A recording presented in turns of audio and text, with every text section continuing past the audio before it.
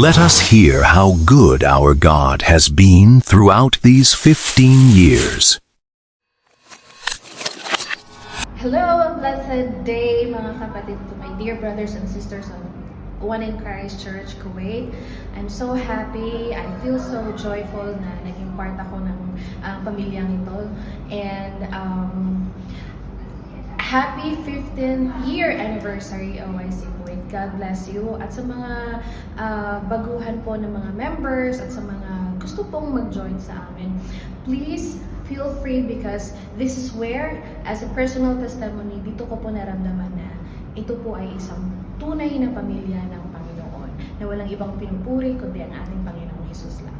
So to all the brethren, thank you so much for coming, and to OIC Kuwait, congratulations, and may God bless you more and more years to come.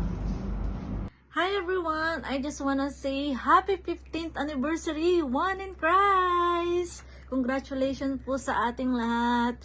And I just wanna share lang din po yung isa sa mga life verse ko natutunan from Isaiah 43 verses 2. Ang sabi po doon, yes, you will face hard things in life, but you will never face them without God. Alam niyo po, totoo po yun. I'm the living testimony na sa dami nang nangyari sa buhay ko, there's pain, rejections, trials, na talaga namang ang sakit sa dibdib, but one thing is for sure na alam ko lang is ang wagas na pagmamahal lang talaga ni Lord ang hindi nawawala sa akin. Kasi may mga bagay, pangarap, o kaya mga tao sa buhay natin yung mga nawala na, but andun yung comfort, nandun yung peace sa buhay. So, nandito pa rin tayo, nakatayo, still standing, and also I'm still trying my best to follow Jesus Christ. God's love me in hindi mysterious miraculous way. So I love you, Lord, and I'm so proud to be part of this family oriented church, One in Christ. Ang alam ko din talaga is the best ang buhay kapag may Lord. So, enjoy po ang lahat. God bless po. Hi everyone! Mapagpalang araw po sa ating lahat. Ako po ay nagagalak na kasama ko po kayong lahat ngayon na sinaselebrate ang ika-15 anibersaryo ng One in Christ Kuwait International. At excited na po ako na makapag-share sa inyo Mateo 4:4. Ngunit sumagot si Jesus, nasusulat hindi lamang sa tinapay na bubuhay ang tao, kundi sa bawat salitang nagmumula sa bibig ng Diyos. Na kailangan magbasa tayo ng mga salita niya upang yung spiritual na yon, yung espiritu natin mabusog kung ano man yung maging problema, maging pagsubok, magiging matatag pa rin tayo. Kung niya babaguhin yung buhay mo na isuko mo sa kanya, surrender mo na hindi mo kaya kung ikaw lang mag-isa. Hindi mo kaya na kung sarili mo lang hindi mo kaya. Kailangan mo talaga kasama ang Panginoon. At kailangan mo saliksikin. Kailangan mong alamin kung ano bang yung mga salita na nandito sa Bible na ito. Kailangan mong alamin kung sino talaga si Lord. Kailangan mong alamin kung gaano siya makapangyarihan, kung paano kanya babaguhin. As a worship leader, not only a worship leader, but as a servant of God, sobrang saya ng puso ko, and I'm so blessed na makatagpo ako ng isang church na ang turingan sa bawat isa ay pamilya. Nung makilala ko ang Lord, hindi lang yung paniniwala, hindi lang yung faith ko, yung binago ng Panginoon. Binago ng Panginoon yung pananaw ko sa buhay. Binago ng Diyos yung mga bagay na akala ko hindi ko kayang baguhin. At higit sa lahat, binago ng Diyos yung mga bagay na ayaw kong baguhin. Kaya I'm so blessed na maging parte ng One in Christ. I'm so blessed na nakatanggap ako sa Panginoon.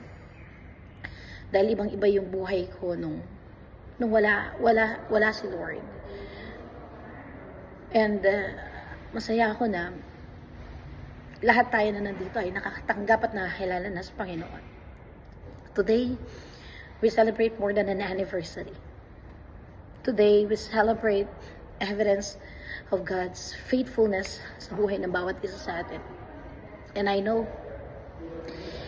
na yung testimony natin is not what God has done, kundi what He will continue to do through all the people who remain surrendered to Him. Maraming salamat sa church na ito. Let us continue to grow. Let us continue to love each other. And most especially, let us continue to worship, to praise our God and our Savior. Thank you. Happy 15th anniversary, OIC Kuwait! Happy 15th anniversary, OIC Kuwait. Happy 15th anniversary, OIC. God bless po. Happy 15th anniversary, OIC. Happy anniversary! Happy 15th anniversary, OIC Kuwait. God bless you! Kamusta po ang bawat isa? Gusto ko lamang pong bumati sa inyong lahat na happy 15th anniversary. Praise the Lord kasi dyan sa bansang Kuwait ay ginagamit po ang bawat isa sa inyo. Pinabati ko po ang mga pastors, ang mga manggagawa ng Diyos, ang mga faithful na servant ng Diyos. Ano po, sabi niya po sa 1 Corinthians 15:58, ang lahat ng ating pagpapagal ay hindi nasasayang.